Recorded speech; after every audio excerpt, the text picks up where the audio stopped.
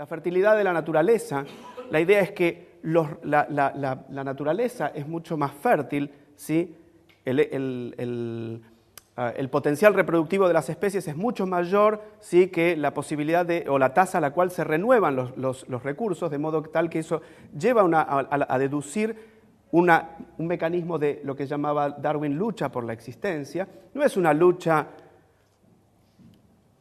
cuerpo a cuerpo, claro. Ojo, eso es algo, es importante, no es una lucha como la que tienen los ciervos machos que se pelean y que se dan con los cuernos para copular con las hembras. No, es otro tipo de lucha, que ya vamos a ver de qué se trata, pero seguramente ustedes ya están familiarizados. En esa lucha, aquellos individuos provistos de novedades favorables sobrevivirán en detrimento de aquellos que no las tengan. Entonces estamos en este punto en donde Darwin y Wallace presentan su teoría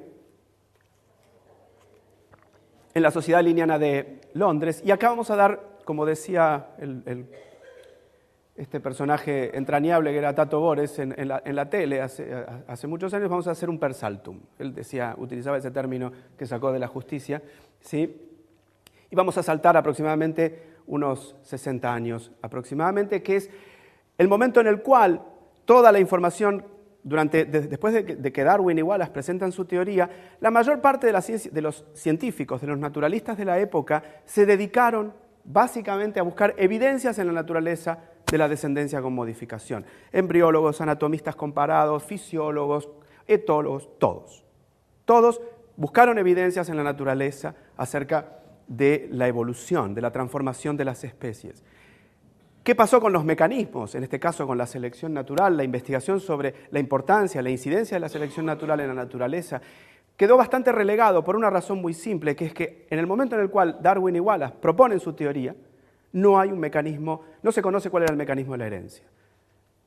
Darwin fue contemporáneo de Gregor Mendel, sin embargo, aparentemente, en ese momento Darwin no estaba familiarizado con sus trabajos, aunque algunos historiadores dicen que él de alguna manera conocía el trabajo de Mendel acerca de la herencia particulada. Pero en ese momento no había un mecanismo, no se sabía cómo era la herencia.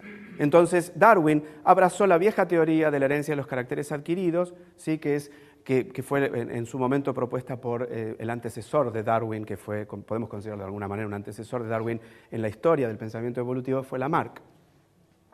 Entonces, llegamos a principios, o la tercera década del siglo XX, en donde hubo una serie de científicos, biólogos, matemáticos biólogos también. Por aquí hay un matemático que es biólogo matemático, las dos cosas que es Sir Ronald Fisher. Este es también otro personaje importantísimo de la biología evolutiva que se llamaba Ernst Mayr, que murió hace unos 5 años.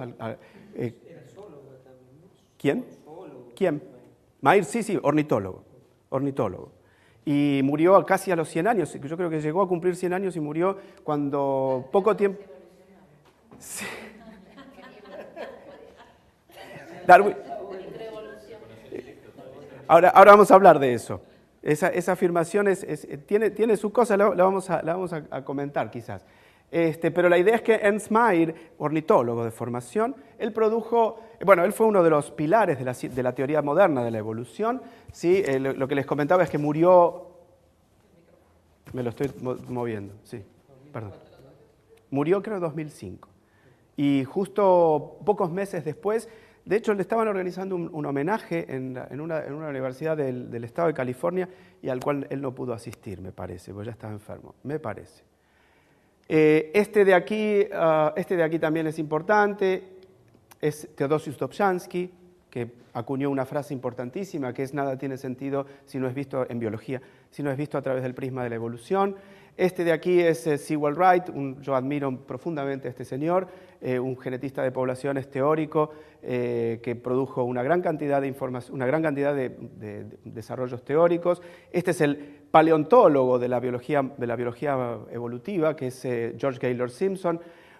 Uno de estos es Haldane, y este es Julian Huxley, que también contribuyeron con sus trabajos a la síntesis moderna. La síntesis moderna se llama síntesis porque produjo una síntesis entre el trabajo de los naturalistas, que habían mostrado cómo operaba, habían cosechado evidencia acerca de la transformación de las especies, y la síntesis con los genetistas de poblaciones que produjeron información y que permitieron integrar la genética, que había sido rescatada del baúl de los recuerdos por una serie de genetistas, entre otros de Vries,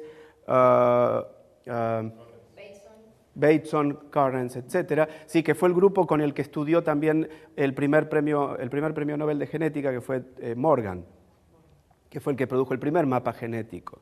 Entonces, los genetistas de poblaciones, entre los cuales se encuentra uno de estos dos, son los pilares fundamentales, Sewall Wright y Sir Ronald Fisher, ¿sí?, que produjeron la síntesis entre la genética clásica, la genética mendeliana, y la genética de poblaciones, y la selección natural, básicamente, produciendo el origen de la disciplina que quizás fue más significativa en la biología, en la teoría moderna de la evolución, que es la genética de poblaciones. ¿Qué dijeron estos señores? La teoría descansa sobre 5 puntos centrales, que es, primero, las poblaciones hay mucha variación genética. Hace eje en la variación genética, pequeñas diferencias interindividuales o diferencias en cuanto al genotipo de las distintas personas que llevamos alelos distintos, por ejemplo, nuestros grupos sanguíneos. Yo soy B positivo, seguramente acá hay AB, 0, A, etcétera, etcétera. Seguro hay positivos y negativos, ¿sí?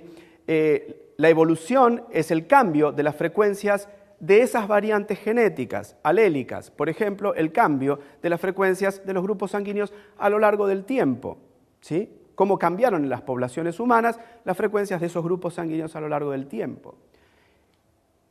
Normalmente lo que se plantea es que esas variantes, ¿sí?, y que el principal mecanismo es la selección natural, que las variantes adaptativas, ¿sí?, tienen efectos fenotípicos pequeños, ¿sí?, pequeñas diferencias interindividuales significan o confieren a las distintas personas, bueno, en este caso personas, pero individuos de las poblaciones, distintos éxito reproductivo diferencial, ¿sí? Y que con este cambio sostenido por selección natural y otros mecanismos a lo largo del tiempo, conduce al origen de nuevas especies, ¿sí?, por la evolución de lo que llamamos aislamiento reproductivo, la incapacidad de poblaciones que son especies distintas a producir descendencia fértil o viable. Finalmente, la macroevolución, ¿sí?, es la evolución que ocurre por encima del nivel de especie, que es la disciplina que estudia básicamente cómo ha sido la evolución de la historia, o cómo ha sido la historia de la vida en el registro fósil. Básicamente esa es la materia prima que utilizan los macroevolucionistas para estudiar la evolución, que es el registro fósil.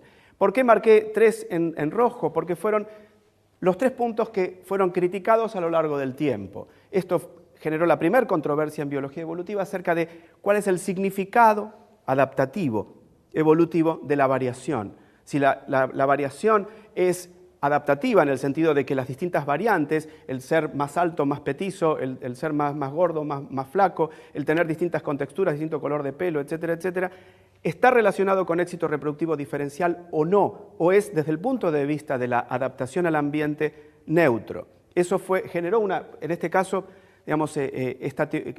esto llevó al desarrollo una teoría a través de otra persona que yo personalmente admiro, que se llamaba Mutu Kimura, que murió hace unos 15 años, que produjo una teoría que se llama teoría neutralista de la evolución, que es una teoría que se aplica al nivel molecular. Es decir, que pequeñas variantes a nivel de nuestras proteínas o a nivel de nuestro ADN no tienen un significado o un correlato sobre el éxito reproductivo del individuo que lleva estas variantes. Ellos, Kimura y sus seguidores, decían que a nivel molecular la mayor parte de las variantes que están segregando en poblaciones naturales, humanas, animales, de plantas, etc., son neutras, ¿sí?